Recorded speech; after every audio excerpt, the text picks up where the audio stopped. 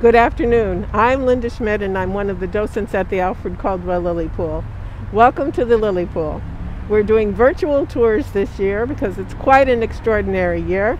But for your enjoyment, the Lily Pool is also open every day and it's beautiful. We had a lot of rain this spring and it's been nice and warm and so many things are in bloom. You'll really enjoy it. So we're going to show you a few things as we walk around the Lily Pool today.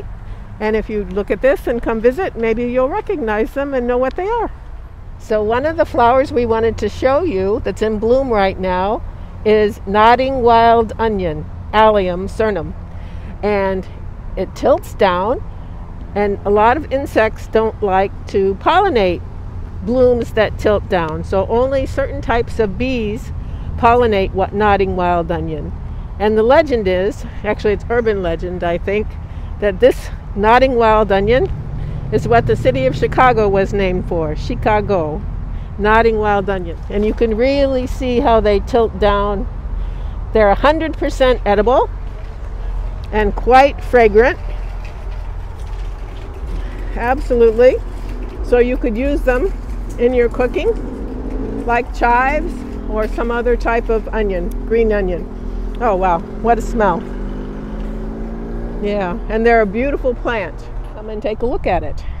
So here, overlooking the lily pool, we have a wonderful stand of common milkweed. And this is the type of milkweed that you used to see growing along the roads and all across Illinois. And a lot of it has disappeared.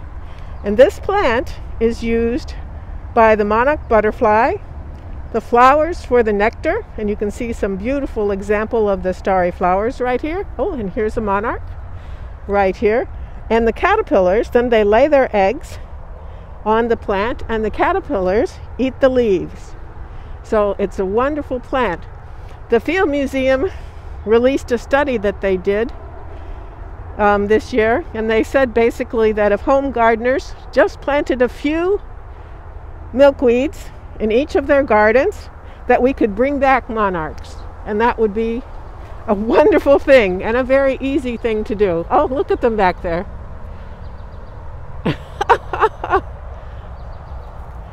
Three monarchs. That's wonderful. Oh, hello. Yes, and you can see it taking the nectar with its long, I don't know what that's called, do you? Proboscis. Proboscis, that's it. And the bees like the milkweeds. Yeah.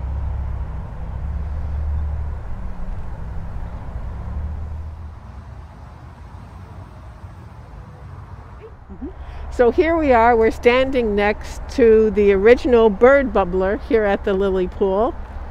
And we're looking at Joe Pyweed. And Joe Pye was a Native American. He was a healer.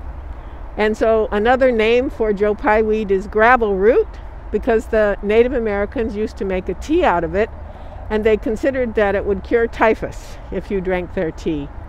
It's a beautiful plant. It likes moisture, so we find it on the banks along the lily pool. It also grows to be quite a tall plant.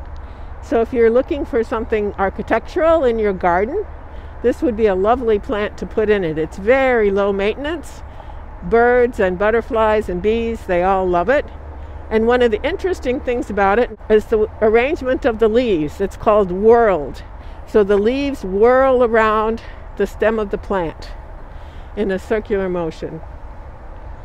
It really is quite lovely. And this one's a nice pink color for us. The blooms stay on all winter long as seed heads. So they're a nice thing to have in the winter for winter interest in your garden.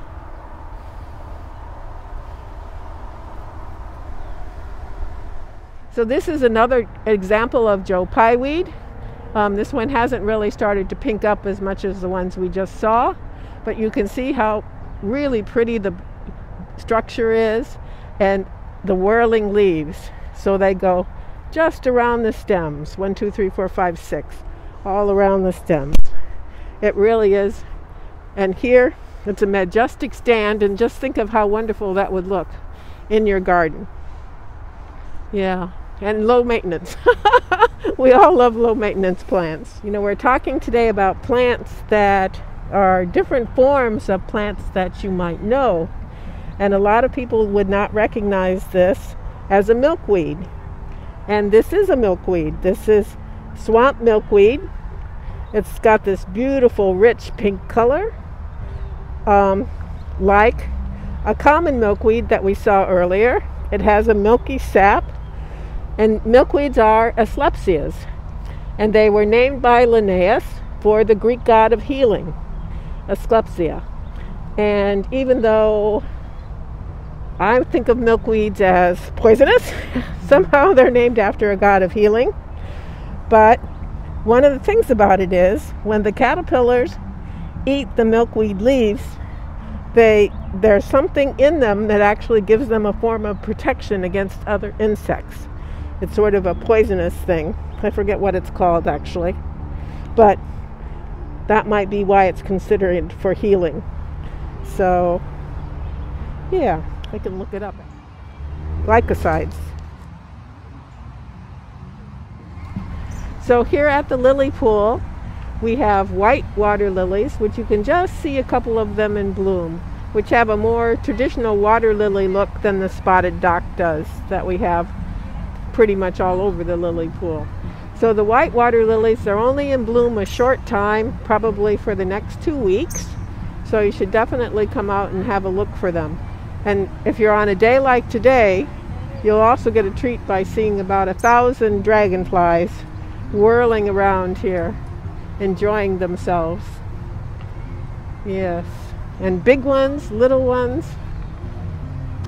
Yeah, what a day. Water Lily, Virginia. Thank you for coming along with us this afternoon. We really enjoyed it. The lily pool is a special place for the city of Chicago. Alfred Caldwell designed it to be a retreat for the citizens of the city, and it's one of the true free treasures that we have here in the city of Chicago. So thank you very much.